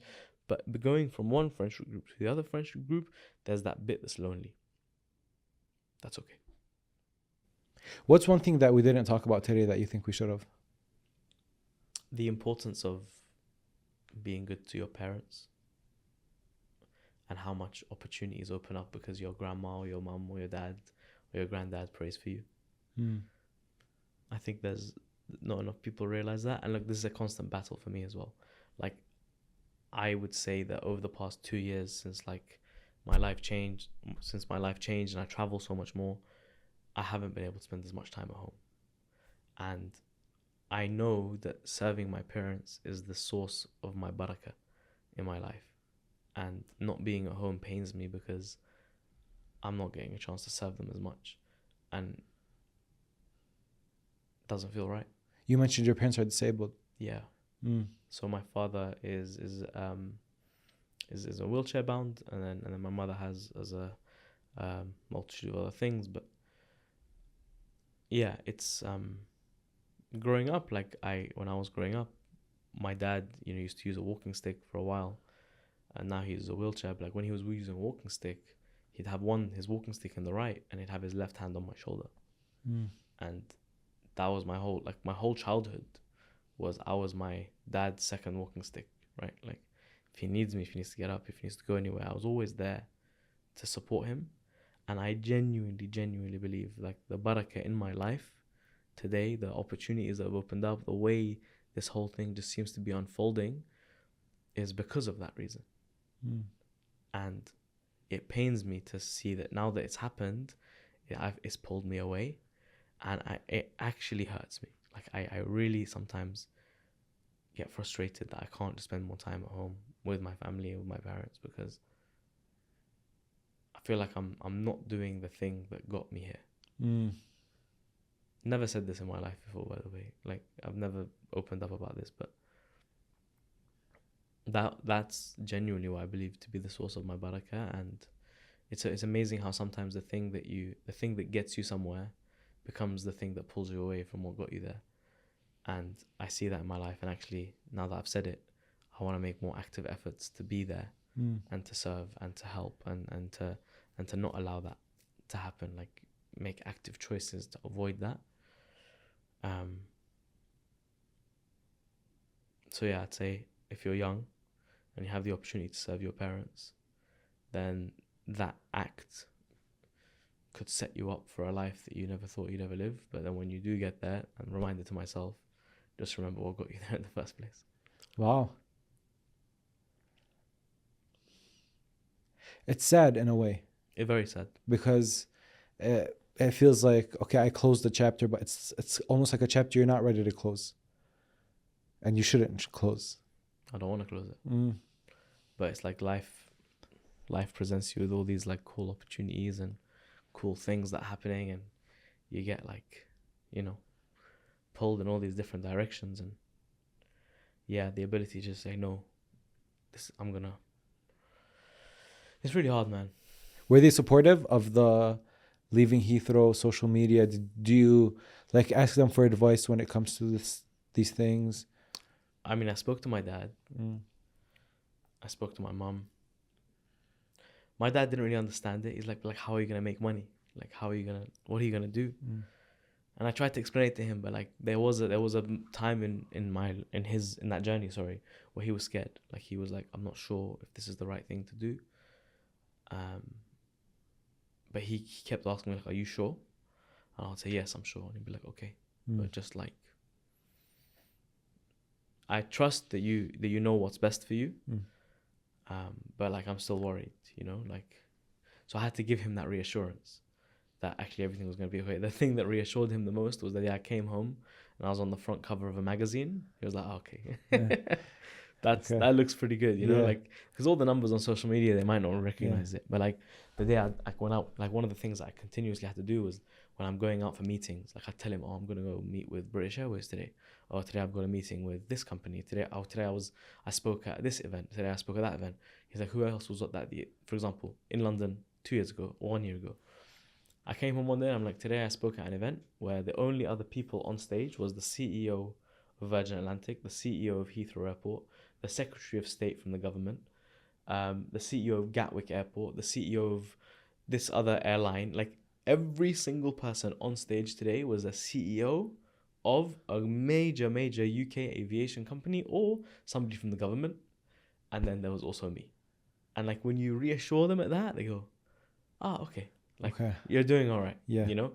And I would say it's if you're going to go and do something off the beaten track, then it's our duty to reassure our parents that we're not like, you know, just like struggling, and, you know, like just like reassure them so that they can have that faith. My mum's always been like, do your thing, just go out there, just live your life. And like my mum's side of the family is very entrepreneurial. My dad's side of the family is very academic. So my mom's side of the family, she's like, yalla, go do your thing. Or my dad's side is more reserved, like, no, actually, sure, like, you know, but how could you not get paid from a company? Like, why would you leave Heathrow? Like, this is like the opportunity of a lifetime. But there was that, you know, I had to reassure them that actually this is okay. Mo, this has been awesome. Thank you, man. I think we could still go on forever, but I know you have to go in a little bit. But thank you so much. Thank you for having me, whenever you're back in town, we'll run this back. Or if I come to London, we'll do this in London, inshallah. And yeah, this was awesome. I hope anyone who's like watching this, any young person who like maybe watched this, or even like not if you're young, but like, I always like to say this, and it's that if amazing things can happen in someone else's life, then amazing things can happen in your life as well. And believing that, and then just putting in the heartfelt intention, and like to hand it over back to God, like just put in, that's the work that needs to be put in, is just to hand it over to Allah subhanahu wa ta'ala, and then everything else falls in place after that point. Yes, sir. Yeah, inshallah.